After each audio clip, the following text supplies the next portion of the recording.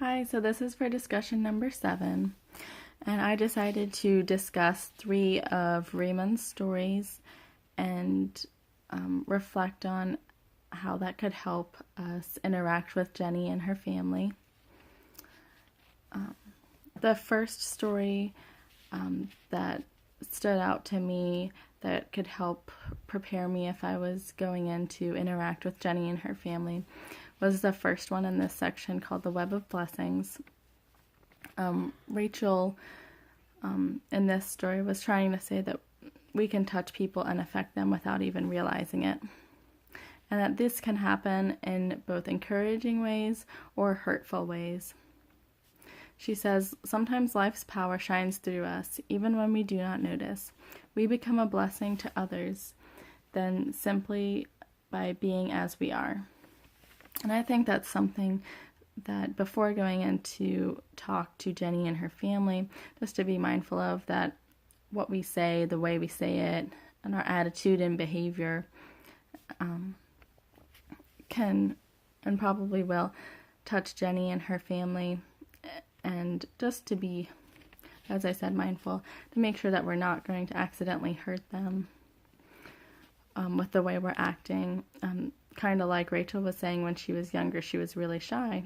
So she acted really aloof and would not respond to people's phone calls or would leave parties just kind of without saying bye to anyone. And she didn't realize that that was hurting people and that she was coming across as rude.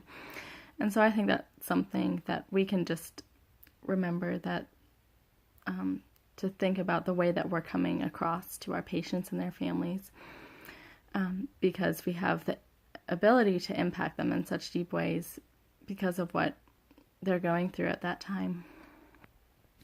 The second story that I wanted to mention, that I thought had ideas that would help me if I was preparing myself, if I was going in to interact with Jenny and her family. And it was a story called Lifeline. And throughout our reading this week, Rachel frequently mentioned that qualities such as self-reliance, self-determination, and self-sufficiency, and just general independence are qualities that are admired in our culture. And our priorities with having these qualities has caused us to become disconnected from life and from each other. And this is especially true, I think, in our careers, including healthcare, all careers probably.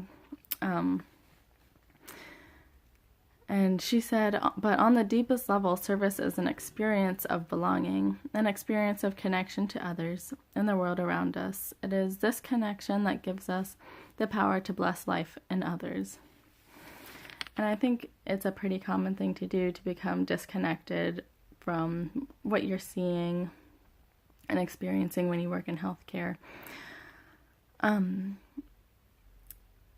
But I think in preparing ourselves to go in to interact with Jenny and her family, that if we can show them that, we do care and we do want to be connected with them as individuals,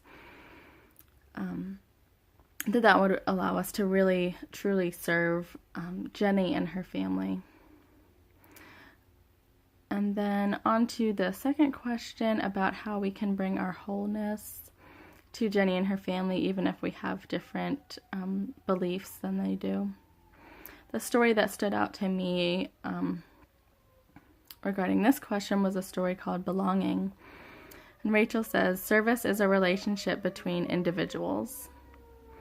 So to bring wholeness, I think we need to bring ourselves, and not just the knowledge that we have about the field of medicine or the disease process that's going on in our patient and how we intend to fix it with a treatment plan.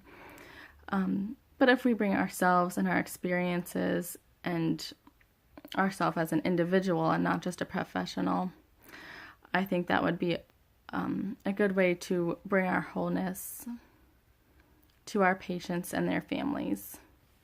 So that's it. Thank you.